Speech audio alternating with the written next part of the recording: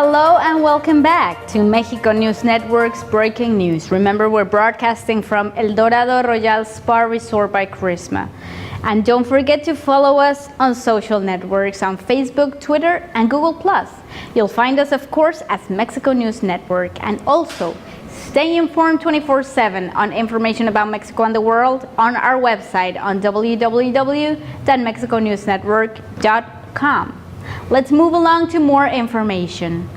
New York's highly anticipated One World Observatory will open to the public on May 29, 2015. Sitting on levels 100 and 102 of the World Trade Center, which is the tallest building in the Western Hemisphere, it is vying to become the city's hottest new tourist attraction. The visitors will get a panoramic view of pretty much every corner of New York City from 1,250 feet above ground. The developers of the observatory have come up with some impressive interactive features inside the complex. For example, people will get to the observatory via one of 5 skypods elevators that whiz up to the 102nd floor in fewer than 60 seconds. During the ride, they will be surrounded by a floor-to-ceiling virtual time-lapse that recreates the development of New York City's skyline from the 1600s to today. The main observatory space on the 100th floor will include an interactive skyline concierge known as City Pulse. It is made of a ring of HD video monitors that use gesture recognition technology to bring imagery to the screens, allowing guests to find out more about the landmarks and neighborhoods they are checking out from above. There is also a Sky Portal, a 14-foot wide circular disc that will deliver real-time HD footage of the streets down below. The entire One World Trade Center, including the 408-foot spire, stands at a height of 1,700 feet. The base is 200 feet by 200 feet, the same size as the original Twin Towers. Visitors who hang around long enough might even get to bump into Anna Wintour, Condé Nast, which publishes Vogue magazine, who was the first company to move into the One World Trade building when it opened in November 2014. Now, California-based startup EcoPixel is the latest company to jump into the fray with its new true 3D viewer. The FDA recently approved the software platform for use in diagnostics and surgical planning. Most biomedical imaging techniques require doctors to create 3D visualizing out of a dataset of 2D images gathered by a CT scanner, MRI, ultrasound, or other devices.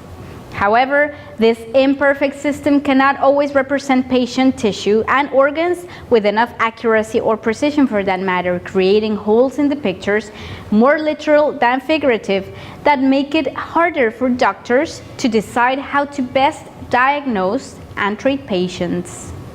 Holography tries to fix those problems by providing doctors with a full 3D image of a body part or organ that they can move around, zoom in on, and manipulate. Current systems like GE's Vivid E9 with XD Clear already take datasets from CT and MRI scans and turn them into 3D visualizations. However, they are still relegated to flat 2D screens. Holography goes a step further and creates a virtual object in actual 3D space.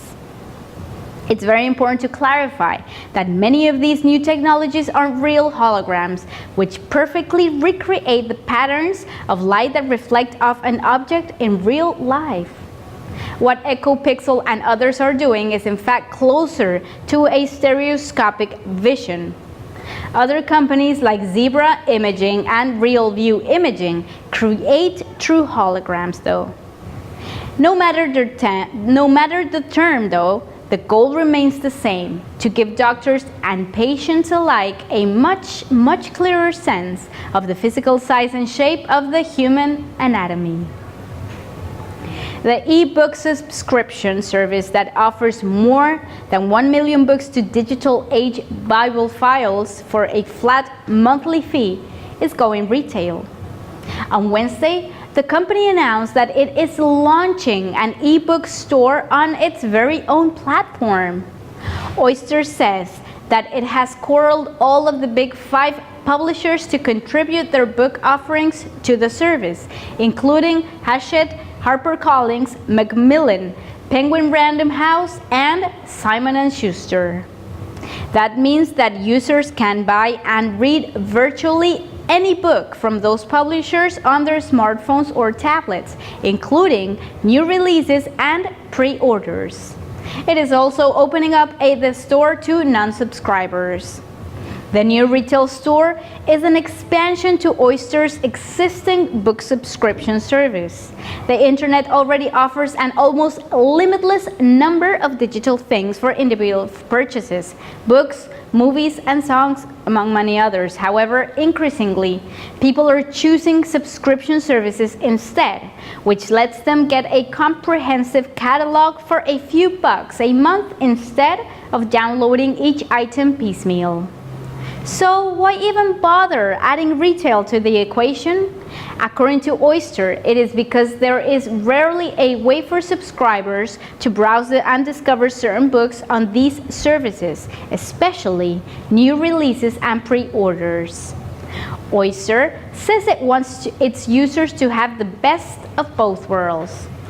Eric Stromberg, CEO of the company, said that for them it is a natural extension of the product to allow the readers to do all of their reading on Oyster. This launch takes the best of what they built with their subscription service and adds the ebook purchase model. Only last summer, Amazon launched Kindle Unlimited, which gives subscribers access to more than 600,000 titles for $9.99 a month.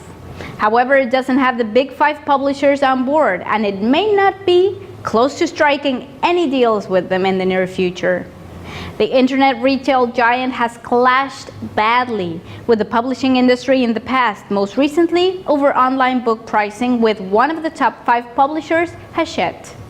The conflict was settled only last November.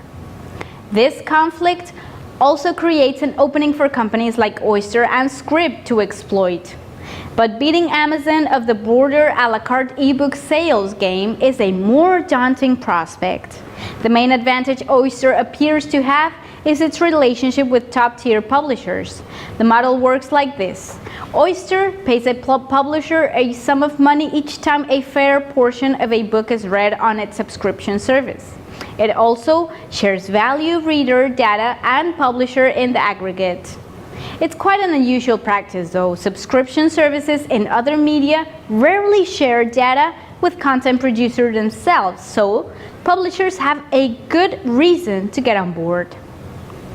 Now, with Oyster adding a retail store into the mix, publishers can target new releases and pre-orders to an audience they already know to be interested in a particular book or genre from their catalogs. Stromberg said that if you look at the industry, there is about 8,000 books published by the big 5 publishers every year, compared to about 120 films released in theaters by the big 3 movie producers each year. There's a lot more great books that are published every year, and only a fraction of those, which is less than 5%, get meaningful marketing. What the subscription model is really good at is finding an audience for those particular books. Ever since launching its subscription service in the year 2013, Oyster says that it is seeing major growth. The company doesn't publish data on its monthly active users, however, says that last month users read over 100 million pages compared to 8 million pages in December 2015. It may never catch up to Amazon, though, whose Kindle finally sent ebooks into the mainstream. However, by playing nice with publishers, Oyster has at least created one way to set itself apart. Finding a substance that attacks cancerous tumors without destroying the healthy tissue has been one of medicine's most important tasks for the past years. But cancer has still managed to elude the treatments no matter how hard they attack. However, great news are coming up because nanotechnologies, the manipulation of matter at molecular and even atomic scale to penetrate living cells, are holding out the promise of opening a new front against deadly conditions from cancer to Ebola. Dr. Thomas Webster, the chair of chemical engineering at Northeastern University in Boston, said that the research into medical nanotechnology is gaining place at the medical establishment is starting to pay attention to it. At the core of the technology is the ability to attach drugs, and in some cases metals and minerals, to nanoparticles that would then bind themselves to life-threatening cancer cells or virus. Dr. Webster's team is developing methods to attach gold nanoparticles to cancer cells. Infrared light would then heat up the nanoparticles, killing the cancer cells with the heat, but leaving the healthy cells alive to do their job. Dr. Webster said that this technology has been studied for the better part of the decade, but they are also looking at ways to improve it. While nanoparticle technology still has many years of research ahead of it, nanostructure surfaces are already becoming part of the medical firmament. They are being approved by the Food and Drug Administration, and they are seeing better bone growth, better tissue growth, and also the ability to decrease infection using those particular materials. Dr. Webster explained that they are doing a lot of work with putting nano features on materials that could stop cancers from coming back at all. One successful area, he said, had been the implanting of nano features on catheters, a common vehicle of infection where catheters are often reused. We'll be right back with more information on Mexico, the world of science and tech, after these few messages.